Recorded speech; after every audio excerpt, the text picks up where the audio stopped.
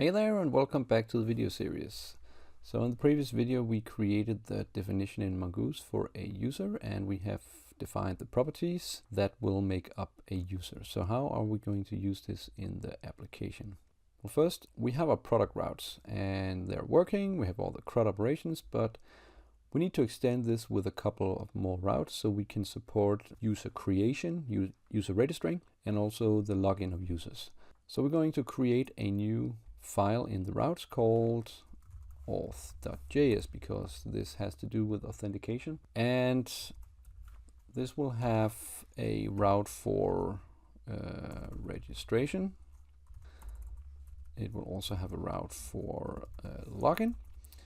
So if we do the first thing, we can see that in the product we imported the router and we also imported the model that we created using Mongoose. So we're going to do the same thing pretty much. So we will import the router from Express.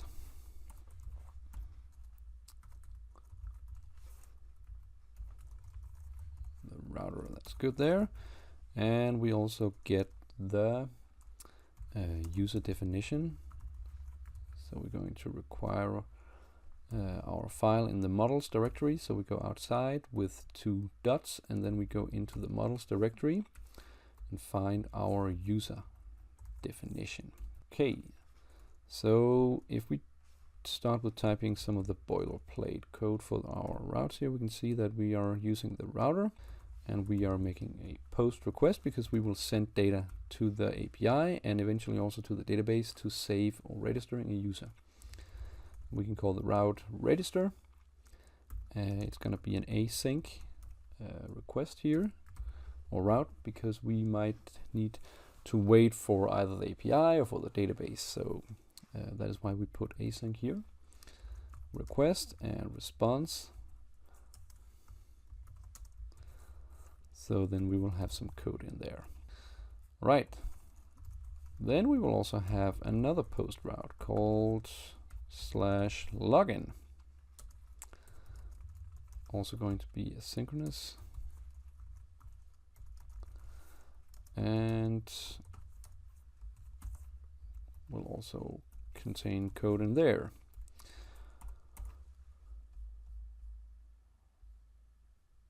And finally we also need to export these routes.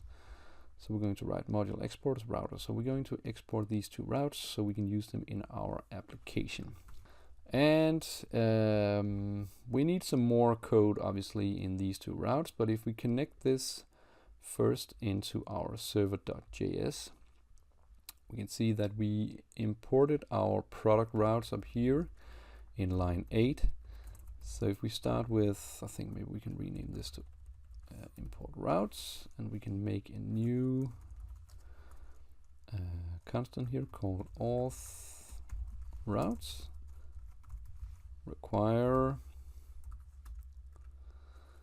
and then we're going to our routes directory and find the auth.js file here. So now we imported the auth route, and I know there is no functionality in the routes, but let's just configure our app to actually use them. So they will be running API and then /user, and then we can input our auth routes right now.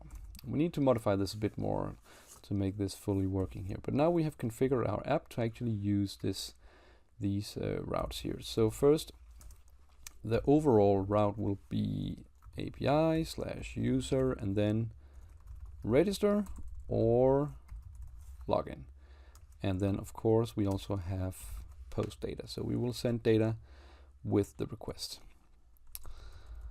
Okay, so I think this is pretty much it for this video. First, we will, in the next video, we will start to work with these 2 routes, and we will also import a couple of libraries that will help us in the process with this. Okay, so I hope you make this work and have fun with this. Bye bye.